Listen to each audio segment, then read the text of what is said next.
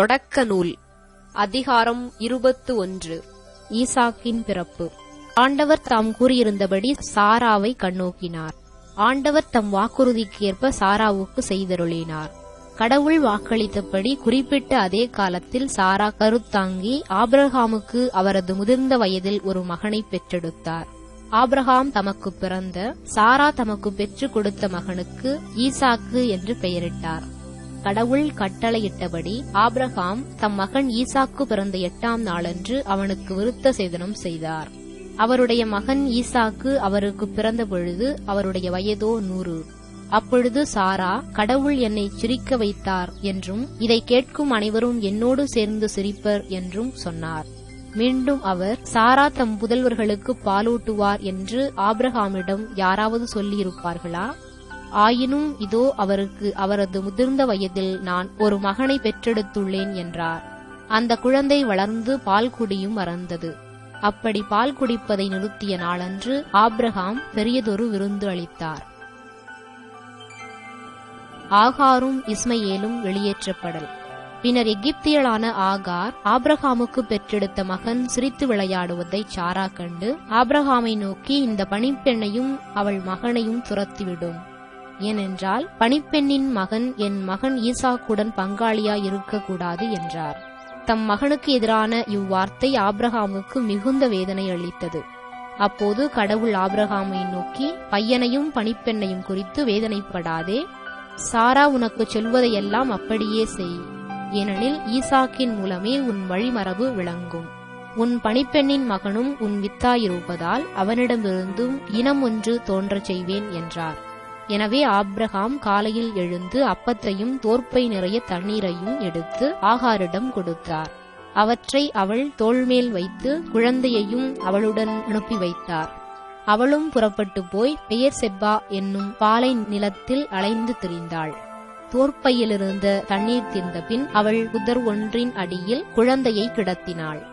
பின்பு அவள் முன்புறம் சென்று அம்பு எறி தூரத்தளவில் உட்கார்ந்து கொண்டாள். குழந்தை சாவதை பார்க்கச் சகியேன் என்று கூறி முன்புறம் இருந்து கொண்டே கூக்குரலிட்டு அழுதாள். அப்போது கடவுள் பையனின் அழுகுரலை கேட்டார். ஆண்டவரின் தூதர் வானத்தினின்று ஆகாரை கூப்பிட்டு, ஆகார், உனக்கு நிகழ்ந்தது என்ன? அஞ்சாதே.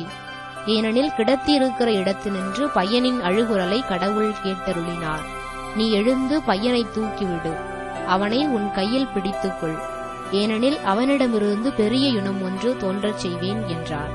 அப்பொழுது கடவுள் அவள் கண்களை திறந்துவிட அவள் நீருள்ள கிணற்றை கண்டாள். அவள் அங்கு சென்று தோற்பையை நீரால் நிரப்பி பையனுக்கு குடிக்க கொடுத்தாள். கடவுளும் பையனோடு இருந்தார். அவன் வளர்ந்து பாலை நிலத்தில் குடியிருந்தான். அம்பு எய்வதில் வல்லவனானான்.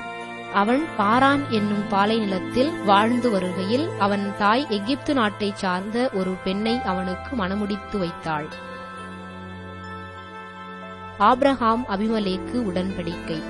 அக்காலத்தில் அபிமலேக்கு தன் படைத்தலைவன் பிக்கோலோடு வந்து ஆபிரகாமை நோக்கி, நீர் செய்கிற யாவற்றிலும் கடவுள் உம்முடனே இருக்கிறார். ஆகையால் எனக்கும் என் புதல்வருக்கும் என் இனத்தாரோருக்கும் நீர் வஞ்சனை செய்யாமல் உமக்கு நான் இரக்கம் காட்டியது போல எனக்கும் நீர் பிழைப்புக்காக வந்த இந்த நாட்டிற்கும் நீர் இரக்கம் காட்டுவதாக கடவுள் பெயரால் ஆணையிட்டு எனக்கு வாக்களியும் என்றான். அதற்கு ஆபிரகாம், அவ்விதமே ஆணையிட்டு வாக்களிக்கிறேன் என்று கூறினார். பிறகு அபிமலேக்கின் ஊழியர்கள் கைப்பற்றியிருந்த நீருள்ள கிணறு ஒன்றைப் பற்றி அவனிடம் ஆபிரகாம் முறையிட்டார். அபிமலேக்கு அதற்கு மறுமொழியாக, இந்த காரியத்தை செய்தவன் யாரென்று எனக்கு தெரியாது. நீரும் அதை எனக்கு தெரிவிக்கவில்லை. இன்றுதான் இதைப் பற்றி கேள்விப்படுகிறேன் என்றான். பின் ஆபிரகாம் ஆடு மாடுகளை அபிமலேக்கிடம் கொண்டு வந்து கொடுக்க அவர்கள் இருவரும் ஒருவரோடு ஒருவர் உடன்படிக்கை செய்து கொண்டனர். அப்பொழுது ஆபிரகாம் மந்தையினின்று 7 பெண் ஆட்டுக்குட்டிகளை பிரித்தெடுத்து தனியாக நிறுத்தினார். அபிமலேக்கு ஆபிரகாமை நோக்கி, நீர் இவ்7 பெண் ஆட்டுக்குட்டிகளை தனியாக நிறுத்தி வைத்திருப்பதன் காரணம் என்ன என்று கேட்டான். அவர், இந்த கிணற்றை தோன்றியது நான் தான் என்பதற்கு சான்றாக நீர் இந்த பெண் ஆட்டுக்குட்டிகள் 7ஐயும் என்னிடமிருந்து பெற்றுக்கொள்ளும் என்றார். அதன் காரணமாக அந்த இடம் பெயர்செபா என்று அழைக்கப்பட்டது. ஏனென்றால் அங்குதான் இருவரும் ஆணையிட்டு வாக்களித்துக் கொண்டனர். இவ்வாறு பெயர்செபாவில் உடன்படிக்கை செய்து கொண்டார்கள். இதன் பின் அபிமலேக்கும் அவன் படைத்தலைவன் பிக்கோலும் பெலிஸ்தியர் நாட்டிற்கு திரும்பிச் சென்றனர். ஆபிரகாமோ பெயர்செபாவில் ஏசல் மரத்தை நட்டு அங்கு என்றும் வாழும் இறைவனாகிய ஆண்டவரின் திருப்பெயரை தொழுதார். அவர் பெலிஸ்தியர் நாட்டில் நெடுங்காலம் குடியிருந்தார்.